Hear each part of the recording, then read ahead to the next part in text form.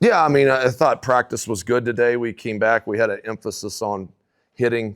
Good finish with a live goal line period. Kind of offense will be a little bit of a disadvantage because they're without all three of their interior people, but that's part of it. I mean, like nobody's going to care. And we get in a game and the ball gets to the 1 yard line. Who's the center and who's the guard and who's the guard is going to care whether the ball got in there or not. And that was the same thing there.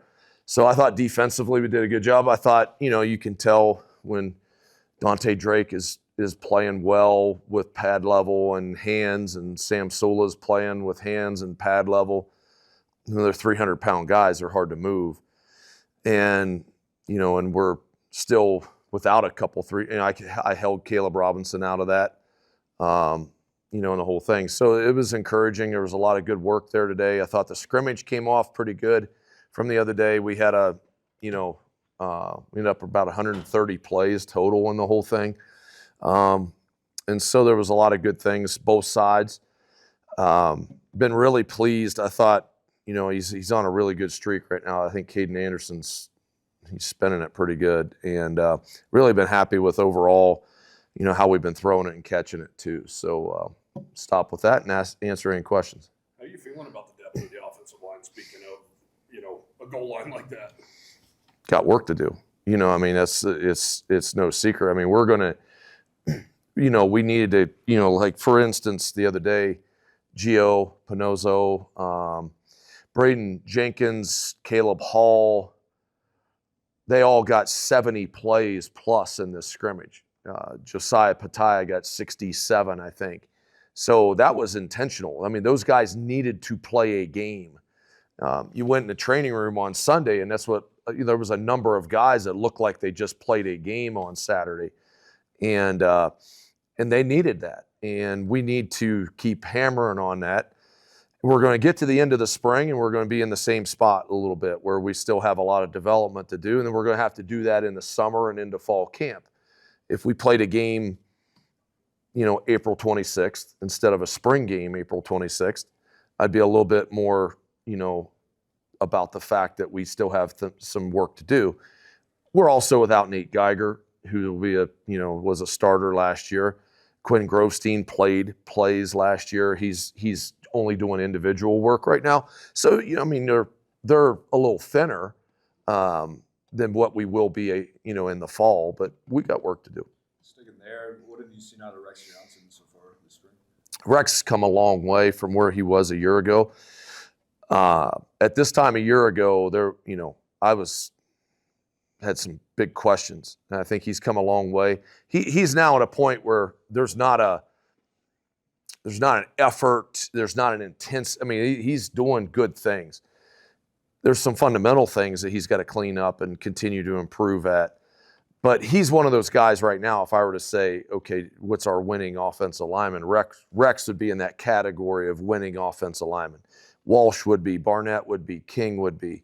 So, I mean, there's you can look at it and go, okay, if we develop, we continue, that could turn into a solid group. We just have to, there's a lot of grinding that has to happen. They needed what they got today. Got their ass whipped on the goal line. They needed that. And the group that was in there got their ass whipped, and they needed that. And that's what happened. Dante Drake certainly looks the part. Where is he at now compared to this time last year? A lot better. A lot better. Hands, just, pad level, hands, the whole deal. He's a plus athlete, and he's 290 pounds. A year ago, Jaden Williams was playing at 275-ish, finished the year right at 270. Dante Drake was 275, 277. Now Dante's 290. Jaden Williams, you see him walking around now. I mean, he's 306. Sam Sula is over 3. He's 302, 303. We're different, and so that's got a chance to be a real strength of ours, is having something that we haven't had here since I've been here, and that is multiple 300-pound guys that we can put inside. And look, it's that was by design a couple years ago, recruiting wise. We wanted to start recruiting guys that were 260s to get them to 300, and not recruiting guys that were 235s to hope they can get to 280. 280 is still undersized. So we got a lot. I mean, we're still a work in progress, but I'm encouraged by what I see. Talked about Gary on Saturday, obviously. What about how's Dash Bauman coming along? Just coming off the retreat. Yeah, there's Dash has a lot of learning still to do. He makes some mistakes at times. And I mean, not mental errors, not missed assignments. Dash's is more truly fitting where he needs to fit. You know, there's times that he's still putting two hands in an offensive lineman. Well, the guy's 300 pounds. You don't want to put two hands in him. You want to make sure you play to an edge. That happened to Dash twice the other day in the scrimmage.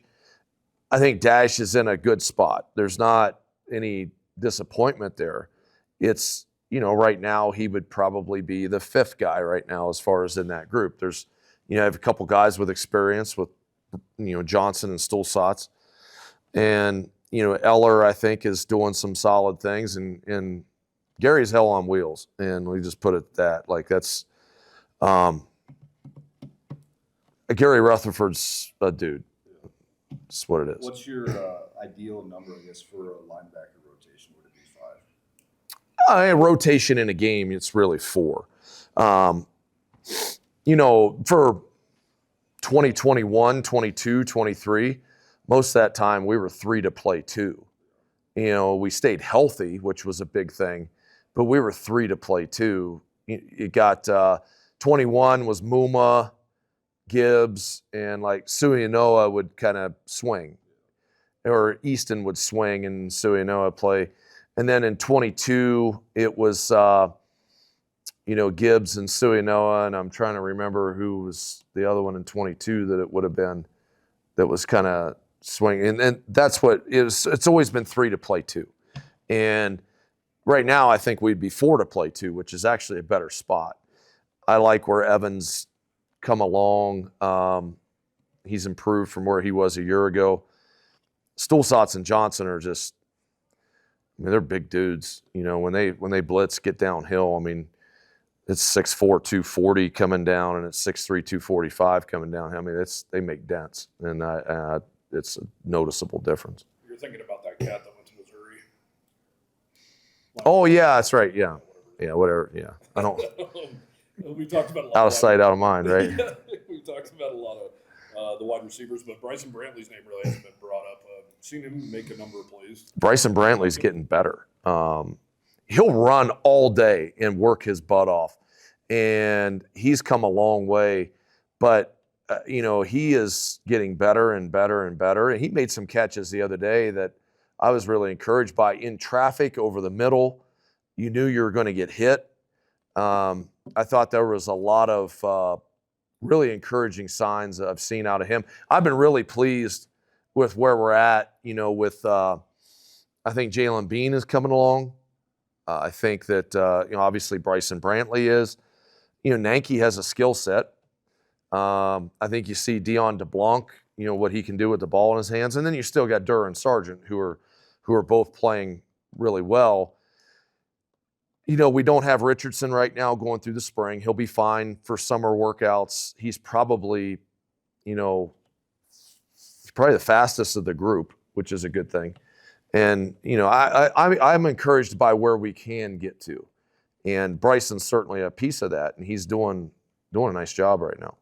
Does that rotation look a lot better than it did last year? Yeah. Yeah, it's a lot better. No, I mean, look, Chris Durr's a lot better version of Chris Durr than he was a year ago. Jalen Sargent's a lot better version of Jalen Sargent than he was a year ago. I think there's an upgrade when you got Jackson Holman, who's very reliable, physical blocker, very good hands. There's the number of playable guys at that position is better. And, you know, and I think that you couple that with a tight end group that we've got right now. I'm excited for where we can be offensively, and we've got work to do. We still have, look, the head coach has work to do recruiting-wise on certain things. We've got work to do. but I think that you can kind of see the seeds of some things that be like, okay, this could be a pretty good group, especially the way the quarterback's playing and some things that way. I'm more encouraged now, far more, and we are a far better offensive football team than what we were this time last calendar year. Defensively, what have been your impressions of Brooklyn Cheek so far? I like Brooklyn Cheek.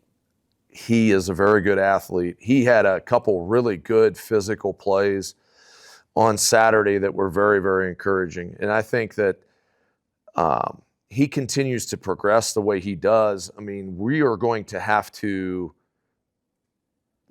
start to maneuver him around where it's, he's in the mix of serious playing time. I like where he's at. He's very athletic.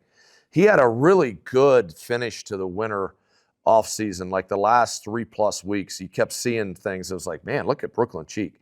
He got bigger. He got stronger. His speeds were coming real well.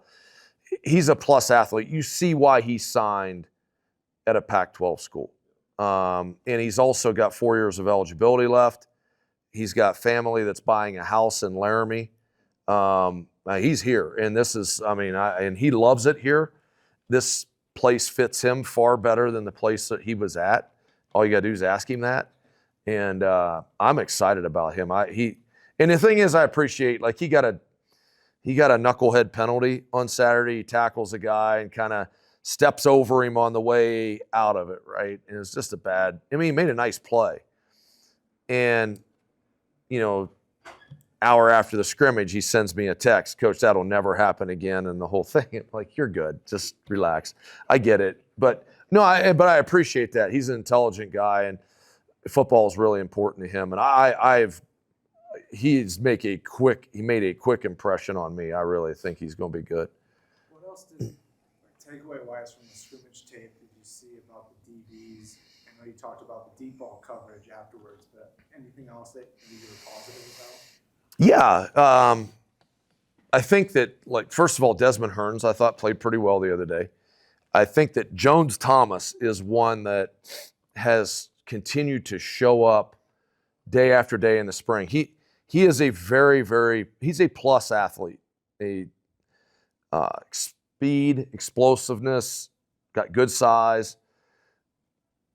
He was like a lost ball in high weeds when he first got here. It was just, you couldn't get him figured out where he was or anything. That was year one. Last year, there was improvement. You saw that, and then all of a sudden, there's been a light switch go on. And I talked to him today after a walkthrough, and I said, hey, I thought you played really well on Saturday. You see him play so much faster. Well, when he plays fast, you notice it because he just is fast. I mean, this is a guy that can really run. And he just told me, he's like, Coach, I know what I'm doing. And I've got it, the light's on for him, and I'm encouraged by it. That doesn't mean he still has a lot of work, everything that way, but I think that his speed, Desmond Hearns' speed, there's upgrades and some of that stuff. When you look at Justin Taylor, Desmond Hearns, Jones, what DaCosta can be, Brooklyn Cheek, that is a faster, longer group than what we had previously. You kind of alluded to the fact that Batista's 5th right now. Yeah, I mean, we'll see, but yeah. What's it going to take for that guy to get in the race a little bit? I mean, he was committed to Iowa State. He's huge. He seems to have a big arm. He seems athletic. Well, I mean, I think a lot of it's just, number one, you got to have better attention to detail than all the other guys in front of you. I mean, Landon Sims, I was up here Sunday watching the scrimmage. I think I left at 4 o'clock. Landon Sims sitting in the offensive staff room watching video. And it wasn't of Saturday. It was stuff that he had done previous through the week. This guy's lives it. Mason Drube lives it. Gage Brook has improved quite a bit. You know what I'm saying? So it's not a knock on Dion that way, but it's just, that's a Shark Tank a little bit right now with people. And look, we completed more. We used to have to do a quick game period around here where we threw hitches for 10 minutes to try to get balls complete. And I remember Coach Bowl, okay, and there's no press in this period and the whole thing. We don't have to do that now. I mean, right now, this is a lot different look than what, and, you know, I'm not saying that we got all Pro Bowlers or something like that. We don't. I'm not saying it that way, but we are substantially better. Where do you, what's your confidence level if you had a game right now to send Eric Sandvik out for like a 50-yarder? Pretty good. Pretty good. Yeah, Sandvik's, I'm in a good spot with him. I think, you know, what I got to do with Sandvik is really fully learn his wheelhouse. You know, I think I have an idea of where he's best at right now and where he kind of has a little weak spot. But I need to know that for sure.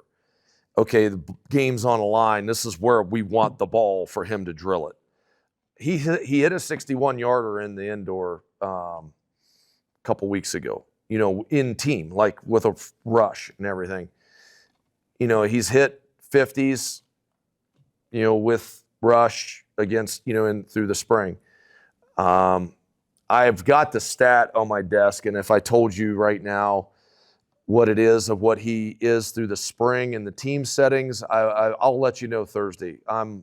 I don't want to say something and then just be like making up a bunch of crap. Like, but it's good. Like his percentage is very good. He missed one Saturday. I was disappointed that he missed. He pushed it just slightly right, and but otherwise he has improved a lot. John Hoyland's helped him quite a bit too, and that's been a big deal.